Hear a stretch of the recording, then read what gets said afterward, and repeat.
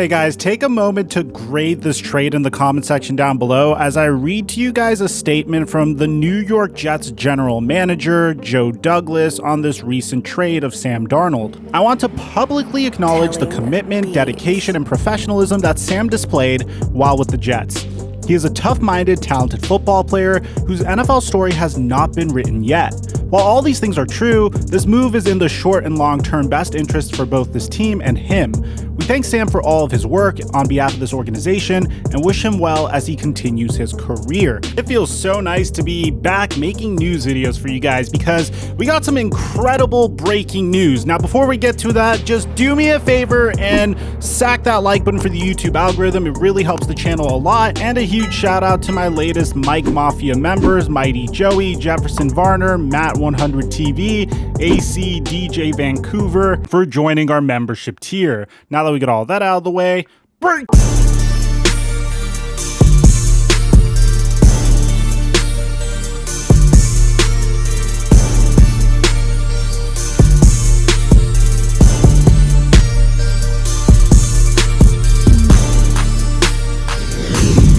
So, aside from Deshaun Watson, there was only one more player that could have ideally been had in a trade in the NFL, and he was probably the most intriguing individual that a team could potentially trade for, and that is Sam Darnold. The reason being that Sam Darnold was once considered to be a remarkably high upside pick just a mere 3 years ago. For those of you guys that don't remember, the New York Jets had the 6th overall pick in the 2018 NFL Draft, and the Indianapolis Colts had the number 3 pick. So what the Jets ended up doing in order to actually have a legitimate quarterback under center is they would give up their number 37 and number 49 pick that year and their number 34 pick the year after, in addition to the number 6 pick, just so they can move up 3 spots to select Sam Darnold. So that's pretty much 3 second rounders and a first rounder to move up 3 spots. Now, Sam Darnold produced very mixed results. In his entire career with the New York Jets, he's played in 38 games, he completed 59.8% of his passes, he threw for 8,097 yards, 45 touchdowns, and 39 interceptions. And this past year was probably the worst because he played in 12 games, completed 59% of his completions, threw for 9 touchdowns, and 11 interceptions. And if you ask me, even as a guy that's a UCLA Bruin, which, yes, I know, pain after what happened to us in the Final Four, even as a guy that went to UCLA as his alma mater, I even felt like Sam Darnold didn't necessarily get a fair chance. He didn't really have weapons around him. Best weapons were players like Robbie Anderson and Brashard Perryman. And I felt like the New York Jets were in a very unique situation here to potentially trade back from the number 2 pick, use up the final year in Sam Darnold's rookie scale contract, and really see if this is the guy that is the answer under center, even though throughout 3 years he didn't really show the best tape. I'm sure Mike LaFleur and Rob Saleh looked at all this and made up their mind in terms of what they're going to do with the quarterback position moving forward, because the Jets were presented with 2 options: either select a quarterback in this year's NFL draft or move forward with Sam Darnold. And like I said to you guys many times before, whenever a new head coaching regime comes in and a complete front office overhaul occurs, new front office will do whatever it takes to get their quarterback under center. And guess what? Adam Schefter fully supports that sentiment, because according to Adam Schefter, the Carolina Panthers and the New York Jets have been talking for weeks. And the Carolina Panthers are in a very interesting situation themselves. They have Teddy Bridgewater under center, who's a good but not great quarterback, and I'm sure Matt Rule would like to have his QB of the future under center. So, guess what? According to Adam Schefter, filed to ESPN, the New York Jets are trading quarterback Sam Darnold to the Carolina Panthers for a 2021 6th round pick and 2nd round and 4th round picks in 2022. Now, if you ask me, for the New York Jets, considering the circumstances, and you guys could let me know in the comment section down below what you guys think your grade is for each side. For the New York Jets, I would have to give this a B, mainly because I really wouldn't want to be in this situation to begin with. I wouldn't want to give up so much draft capital on a guy that I would pretty much punt on 3 years years later when clearly he didn't have the supporting cast to succeed, and I'm willing to die on that hill saying that Sam Darnold literally wasn't given a chance to succeed. His head coach was Adam Gase. His best weapon was Le'Veon Bell. He didn't have any go-to wide receivers. He had a pretty good offensive line this year because they drafted Mekhi Becton, and if you put any quarterback in that situation, I think they would have failed, whether it's Darnold or Patrick Mahomes.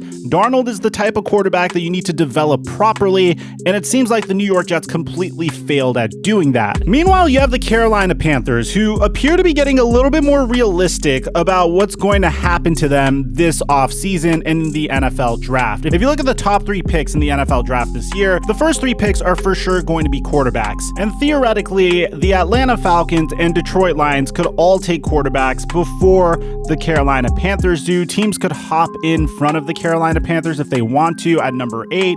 So if you're asking me, the Panthers will either have a pool of Mac Jones, Trey Lance, or maybe if they're lucky, Justin Fields to select from. And I'm assuming that Matt Rule made this trade and wanted this trade to happen mainly because he wanted to see if Sam Darnold could be the answer. And a second round pick isn't that much draft capital to pay to figure that out. You look at the second round of this year's NFL draft, by the time you get there, you could potentially see a situation where 5 quarterbacks are taken off the board, even though that second round pick's going to them next year. Meanwhile, the New York Jets made a remarkable move in the sense that they knew they were going to move on from Sam Darnold. They're going to draft Zach Wilson or Justin Fields perhaps, and we have videos on both of those prospects if you want to see which one of those prospects the Jets are probably going to select. But here's the issue I have. I believe in the LaFleur family as offensive geniuses. I do think Robert Saleh is a remarkable defensive coordinator. I do think the New York Jets have some good building blocks to build off of, and as a matter of fact, I think the main issue they had last year wasn't a lack of talent. More, it was the fact that their head coach had no idea how to properly call plays for the New York Jets. With that being said, do they feel confident in their abilities to put whoever they draft at the number 2 pick this year in a situation to succeed next year? They went out and they signed Corey Davis to a 3-year, $37 million contract. They do have another first-round pick later on in this draft from the Seattle Seahawks as a result of the Jamal Adams trade, so they're going to be picking at number 23 as well. But my question to the New York Jets is, how do you ensure that the same exact thing doesn't happen here with whoever you select with the number 2 pick? Yes, it's a good idea to start over with a player that is on a rookie scale contract, but is that player going to be thrusted into a bad situation, just like Sam Darnold was thrusted into a bad situation? Now you might be wondering, okay, fine, they're moving on from Sam Darnold, but the Carolina Panthers already have Teddy Bridgewater, so what's to become of him? Well, Teddy Bridgewater hasn't necessarily been very happy with the Carolina Panthers this past year, and the Panthers have shown that they really want to move on from him. So, according to Ian Rappaport, expect Carolina to look to move Teddy Bridgewater. And on top of that, this also has some ramifications in regards to Deshaun Watson, because the Panthers were strong suitors for Texans QB Deshaun Watson, but obviously this was their backup plan, which was Sam Darnold, who is now going to be their presumptive starter. So maybe the Panthers are out on Deshaun Watson now. So let me know what you guys think about this trade in the comment section down below. I feel like both of these teams got better as a result of it. Aside from that, I'm your boy Mike, and I'm dropping our mic until our next upload.